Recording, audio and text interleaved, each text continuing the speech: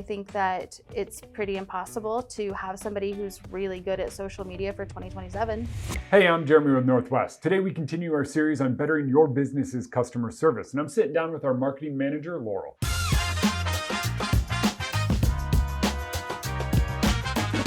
Laurel, thanks for joining us. We talk a lot here about hiring for culture, but in social media, that seems to be an even bigger deal. Why do you think that is? I think that social media is not what it once was. It's not the sort of curated feeds and this perfect corporate look the way it maybe was before, or having some of these certain skills that a lot of incredible social media marketers have, because engagement is so valuable. People aren't necessarily super eager to just follow a really crisp social media account, especially for a corporation, right? Like, what are the corporations that you follow? Think about that, or the businesses. It's the people that you care what they're actually doing. Like, they're involved in your community. It's local small businesses, people that you know. It's larger corporations if they're particularly funny or helpful. You have to have some value there, and so engagement's super important. So for us, that turns into some customer service. That turns into some strong knowledge about the products and services we offer. We find that, like, actually making sure people care about what we do and how we do it and know how to talk to people about that is one of the most important skills we can have.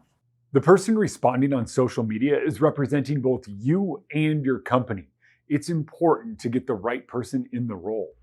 So when you're hiring someone onto our team, are you giving them free rein for the social media once you have them on board and kind of trust them? No, I mean, we definitely have some pretty rigorous onboarding. And one thing that my social media group has done that really hasn't been done in the company is that I actually made every single one of the new hires go through our customer service training for that full 2.5 weeks to make sure that they understood it, to give them not just a, hey, read this on the website, or, take a look at these documents, but to actually be there to learn alongside customer service, to learn, to be able to ask their questions in a dedicated space where it wasn't just somebody else from social media telling them how to do that they actually got that play-by-play. And then also created some networking bonds with people in the customer service department. And then so they're able to then, once they have those, go out and just kind of be on their own representing our company. Right, exactly. And not completely on their own, like they're definitely working alongside people. Okay. But yeah, more or less, for sure. More or less. And then we aren't as polished as some other companies may be. We're kind of, meeting people where they are. Absolutely. Was that just decision that was hard and fast, or did you find your way there roundabout? A little bit of both. I think we clearly knew that we didn't want a super buttoned up sort of online presence. We wanted something that was a lot more organic, something that was a little bit more integrated, where we were actually talking to the people that we were serving and that we were bringing something of value to them, not just like a cool photo. We learned through that. So like definitely the roundabout, but also it was a distinct decision as well. Social media is a form of customer service these days. Coming up, Laurel's going to share some advice for growing your team the right way. So if somebody's looking to build out, say, their social media team, because it's such a big part of the world today, what do you recommend they start with? How do they find their foundation for their team? Well, when you're starting out, you're probably going to have a much smaller group than we have. We have a lot of clients and a lot of platforms that we're active on.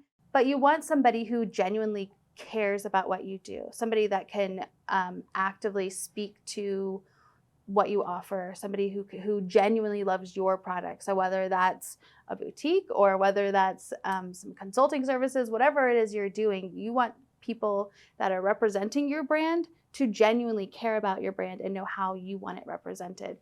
And that feels more important to me than color theory or certain things on like how visually certain things look. How important do you think it is that the person is good at social media itself, or like good at knowing the algorithms and doing that part of it? You definitely need somebody who cares about being good. I think that if you're a small business with a small following, I think that they can grow with that. I think that it's pretty impossible to have somebody who's really good at social media for 2027. Yeah. You're not gonna hire that. Like, we don't know how the algorithms are gonna change at all times. We don't know what new Yeah. platform will come up. We don't know which ones are gonna get shut down. So hiring exclusively for social media Yeah. skills is not really gonna get you very far because they're only working with what they know right now.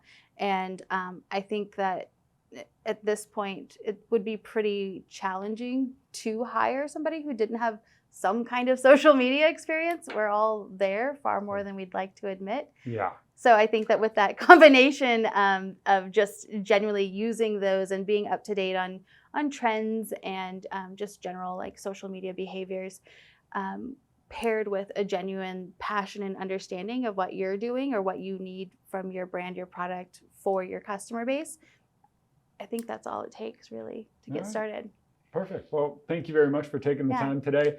And it wouldn't be social media if we didn't ask for a like. If you like the video, hit the button, and then that helps put it in front of other people who might find it useful.